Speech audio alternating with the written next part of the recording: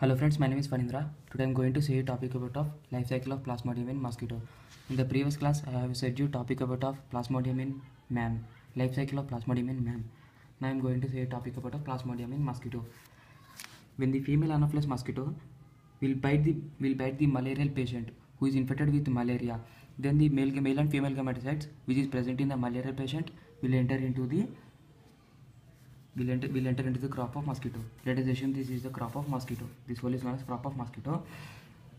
And the life cycle of Plasmodium in mosquito mainly takes place in 4 stages: gametogony, fertilization, formation of ookinete and oocyst, and sporogony.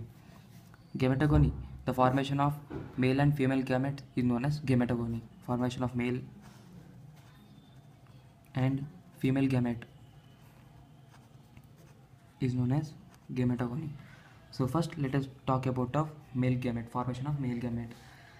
I have said you before that there will be formation of male and female gamete at the end of the Plasmodium in man, life cycle of Plasmodium in man.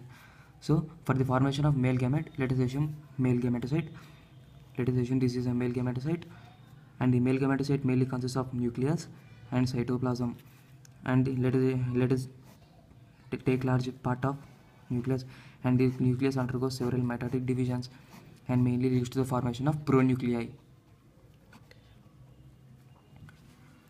The nucleus undergoes several mitotic divisions and mainly leads to the formation of pronuclei. And after this pronuclei, it mainly leads to the formation of pronuclei. And the cytoplasm, let us remove this pronuclei. Let us remove this nucleus as it undergoes several mitotic divisions, and the left over here is cytoplasm.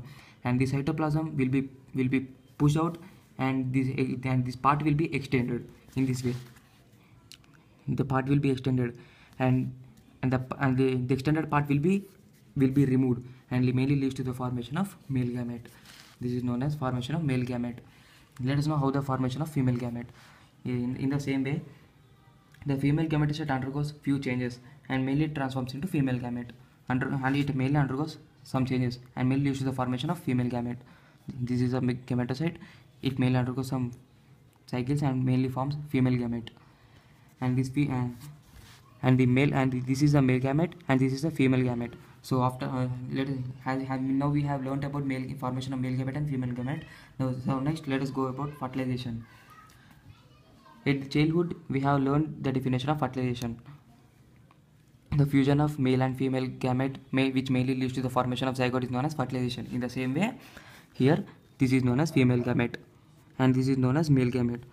And the fusion of male and female gamete mainly leads to the formation of zygote, and this part is known as fertilization.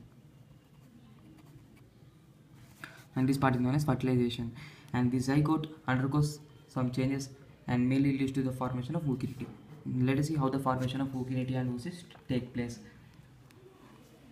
The zygote will remain inactive for some time. It means 18 to 24 hours. 18 to 24 hours it remains inactive, and then it develops into ookinete. This is known as ookinete, and this is known as cell membrane. The boxes which I have drawn here is known as cell membrane. Sorry, basement membrane.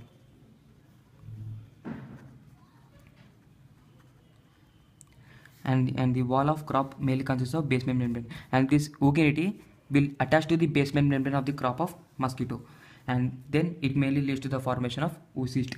And not only one oocyst, 50 to 500 oocyst will be developed from the ookinete, and this ookinete will be developed into oocyst, and this oocyst will attach to the wall of crop of mosquito. This is known as wall of crop of mosquito.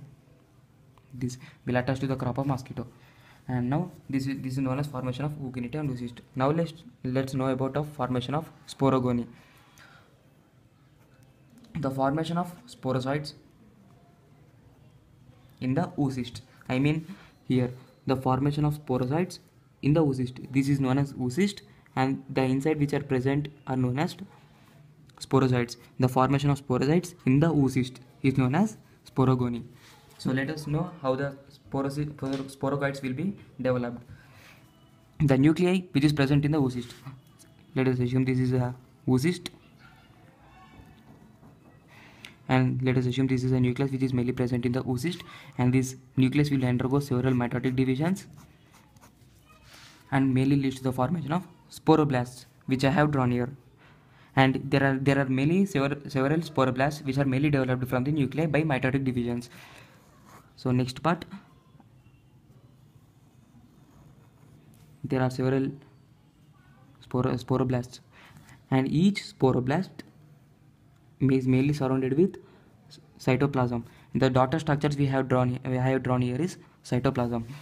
I mean, each sporoblast is surrounded with cytoplasm. And next, it mainly leads to the formation of sporocysts.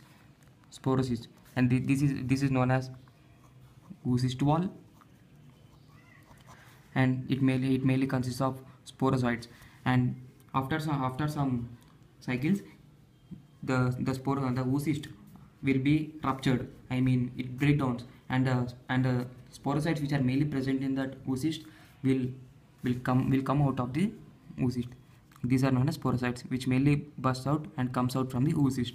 And these sporocytes again enter into the fresh man, whose RBCs are in fresh candidate. It will enter into the fresh candidate, and the candidate will mainly lead to the formation of malaria. And there is a cure of malaria, and this malaria can be cured by and the malaria is mainly cured by Caicona officinalis. Caicona officinalis. This is the plant. As we know that plant mainly consists of bark, and the bark is mainly removed from the Caicona plant, and it mainly go to some industries, and the medicine is mainly prepared from the Caicona officinalis, and is mainly supplied to the factories, and that he can consume, the malaria patient can consume the Caicona officinalis, and so he can cure the malaria. Thank you for watching this video. Please like and subscribe.